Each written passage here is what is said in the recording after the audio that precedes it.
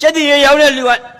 ညာဘက်ပခုံးပေါ်မှာချက်တည်ရွေးတဲ့ကောင်တင်ဘယ်ဘက်ပခုံးပေါ်မှာချက်တည်ရွေးတဲ့ကောင်ခေါင်းပေါ်မှာချက်တည်ရွေးတဲ့ကောင်တင်အရက်တကလှည့်ရောက်ဝယ်တဲ့လူကမဲတယ်ညာဘက်ပခုံးမှာချက်တည်ရွေးဘယ်လောက်လဲနှစ်ချက်သူကဘာတက်ခမရဘာတက်လဲမမင်းနဲ့ရွှေခဲလို့လှမ်းခေါ်ကြည့်ပါလားရွှေခဲရေးဆိုခကြပြန်ထုတတ်တယ်အဲ့ဒါတက်လို့နှစ်ချက်တောင်းတာဘယ်ဘက်ကအကောင်သုံးချက်သူဘာတက်လို့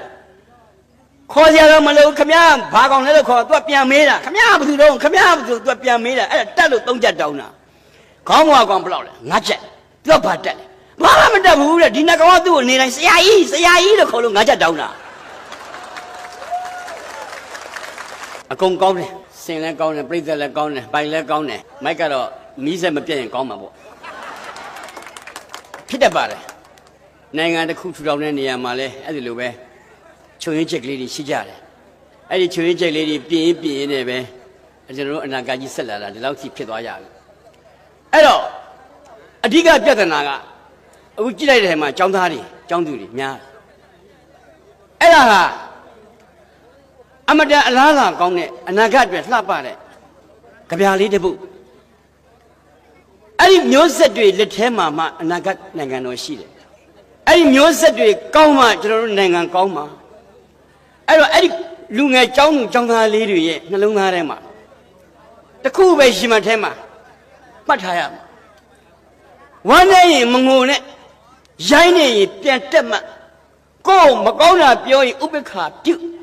လဲနေရင်ပြန်ထဘသူမှအထူမခံနဲ့အဲ့ဒီစိတ်ဓာတ်ကိုမွေး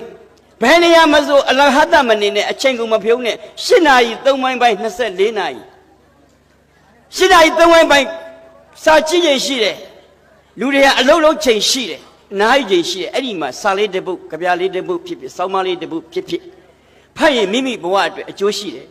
အခုကဘာဖြစ်နေလဲလို့မင်းလေစိတ်တွေမှာကိုယ်ကကြည့်လိုက်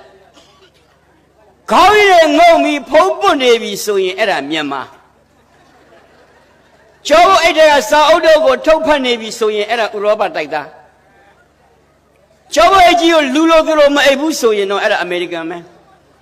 လေစိတ်တစ်ခုလုံးထွက်ပြေးခြင်းလောက်အောင်စိတ်ညစ်ပြီဆိုရင်တော့တရုတ်သက်တိုက်ဝင်လာပြီလားမှတ်လိုက်တော့အဲ့ဒါလူတွေကအမျိုးမျိုးအသီးသီးခွဲခြားလို့ရတယ်အဲ့ဒါဆရာမောင်စိန်ဝင်းပြောပြအဲ့ဒါလောကကြီးမှာသူတို့ဘာလို့တိုးတက်တယ်လဲဆိုတဲ့စူးစမ်းတဲ့မျက်လုံးနဲ့ကြည့်သူတို့အားရဲ့အချိန်မှာအလဟတမနေအချိန်ကိုစာပေနဲ့အားကြောင့်သူတို့နိုင်ငံတွေသူတို့လူမျိုးတွေတိုးတက်တာကျွန်တော်တို့ကအတူယူရမှာအဲ့ဒါကိုကျွန်တော်တို့ကသူတို့ဘောင်းမီအတူကြီးတွေဝတ်တာကိုအတူယူရမှာမဟုတ်ဘူးသူတို့ရင်ပတ်ထဲကစိတ်ဓာတ်ကိုအတူယူရမှာအခုကမောမလင်းတဲ့